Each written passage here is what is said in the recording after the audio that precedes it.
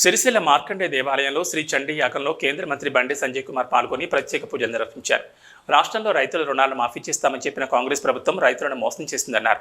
40,000 కోట్ల రూపాయలు మాఫీ చేస్తామని చెప్పి బడ్జెట్లో కేవలం 26,000 కోట్లు కేటాయించి అందులో 16,000 కోట్ల రుణాలను మాత్రమే మాఫీ చేస్తుందన్నారు. 70% మంది రైతులకు రుణమాఫీ జరగలేదన్నారు. 6 గ్యారంటీల అమలు ఏమైందంటూ నిలదీశారు. ఎంతమందికి రైతుల రుణాలను మాఫీ చేశారో రాష్ట్ర ప్రభుత్వం శ్వేతపత్రం విడుదల చేయాలని డిమాండ్ చేశారు.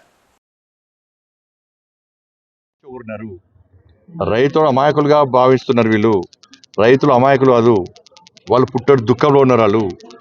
వాళ్ళ అప్పులో ఉన్నారు, ఆపదలో ఉన్నారు, కష్టాల్లో ఉన్నారు.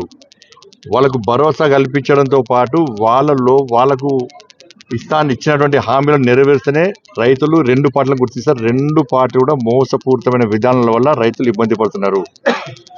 వాళ్ళ కేంద్ర ప్రభుత్వము అనేక విధాలు సహకరిస్తున్నది. సబ్సిడీ రూపేణ కానీ ఇలా ఒక్క ఎకరానికి దాదాపు 20,000కు పైగా కేంద్ర ప్రభుత్వం రైతులకు సహకరిస్తున్నది. కిసాన్ సమ్మాన్తో పాటు ఇలా రాష్ట్ర ప్రభుత్వం ఏం చేస్తుంది? శ్వేతపత్రం విడుదల చేస్తలేదు. ఎన్ని లక్షల మంది రైతులు రుణాలు తీసుకున్నారు? బ్యాంకులు ఏం చెప్తున్నాయి, మీరే చెప్తున్నారు. ఎంతమంది రైతులకు రుణమాఫీ చేశారు?